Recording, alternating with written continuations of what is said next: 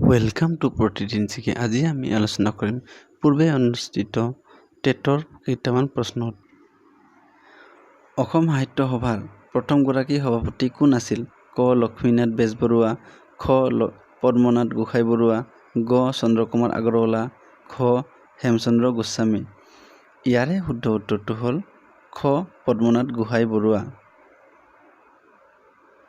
লক্ষ্মীনাথ বেজবৰুৱাই ৰচনা কৰা আত্মজীৱনীখনৰ নাম কি? ক. মোৰ জীৱন সোঁৱৰণ, খ.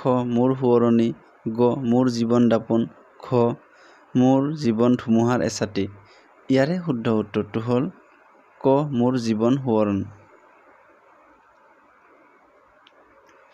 চন্দ্ৰকুমাৰ আগৰৱালাই ৰচনা কৰা কবিতা পুথিখনৰ নাম কি?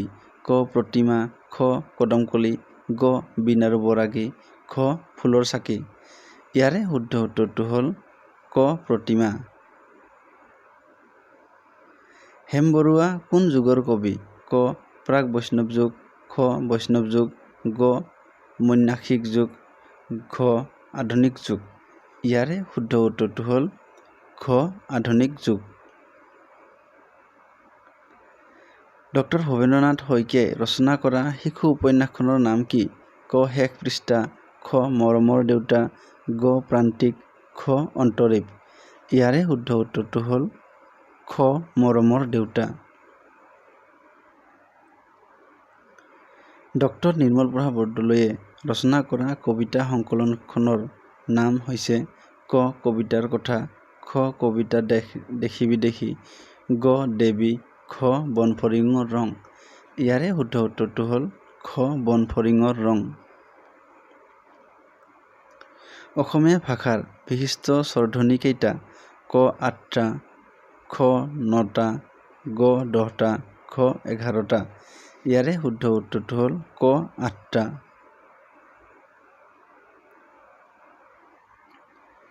সক্ৰিয় আৰু প্ৰকাশাত্মক কৌশল হিচাপে কোন দুটা কৌশলক জনা যায়?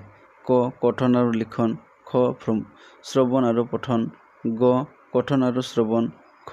পঠন আৰু লিখন। ইয়াৰে শুদ্ধ উত্তৰটো হ'ল ক. কথন আৰু লিখন। মাতৃভাষা হ'ল ব্যক্তিৰ প্ৰথম ভাষা, খ.